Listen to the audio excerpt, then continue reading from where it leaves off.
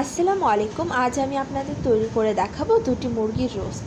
মুরগির রোস্টের জন্য যেসব মশলা লাগবে: ছোটো এলাচ 10টি, দারচিনি 2 টুকরো, জয়ফল 1টি, জয়ত্রী 2টো, গোলমরিচ 10টি।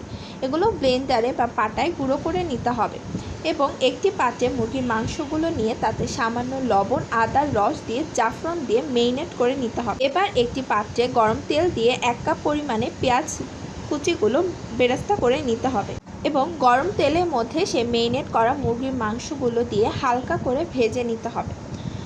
মুরগির মাংসগুলো যখন হালকা করে ভেজে নেওয়া হয়ে যাবে, একটি পাত্রে তুলে রেখে নিতে হবে। এবার অপর একটি পাত্রে পরিমাণ মতো তেল দিয়ে 1 চামচ ঘি এবং 1 কাপ পরিমাণে পেঁয়াজ কুচি দিয়ে নিতে হবে। পেঁয়াজ কুচিগুলো যখন লাল লাল হয়ে যাবে, তাতে 2টো ছোট এলাচ এবং তেজপাতা 3 টুকরো, 1 কাপ পেঁয়াজ বাটা, 1 চামচ আদা বাটা, 1 চামচ রসুন বাটা এবং 1 চামচ লাল মরিচের গুঁড়ো, 1 কাপ কাঠবাদাম বা পোস্ত বাদাম, সামান্য টক দই, 2টো কিশমিশ, টমেটো সস, সামান্য লবণ দিয়ে কষিয়ে নিতে হবে।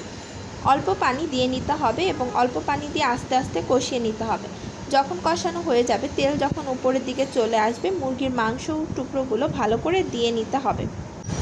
মাংসগুলো যখন একটু কষানো হয়ে যাবে, তাতে সামান্য পরিমাণ পানি মিশিয়ে গুঁড়ো দুধ তৈরি করে তাতে দিয়ে দিতে হবে এবং তাতে উপর থেকে 4-5টা কাঁচামরিচ ছড়িয়ে দিয়ে ঢাকনা দিয়ে ঢেকে নিতে হবে। এরপর যখন হয়ে যাবে, তখন তাতে সামান্য পরিমাণে কেওড়ার জল দিয়ে নিতে হবে এবং 1 চামচ চিনি এবং বেরেস্তাগুলো ছড়িয়ে দিতে হবে। তাতে 1 চামচ পরিমাণ ঘি দিয়ে আবার ঢাকনা দিয়ে ঢেকে নিতে হবে। এভাবেই তৈরি হয়ে গেল মুরগির রোস্ট। এবার সার্ভিং প্লেটে সার্ভ করে এভাবেই খুব সহজে আপনারা ঘরেই তৈরি করে নিতে পারেন রেস্টুরেন্ট স্টাইলে মুরগির রোস্ট।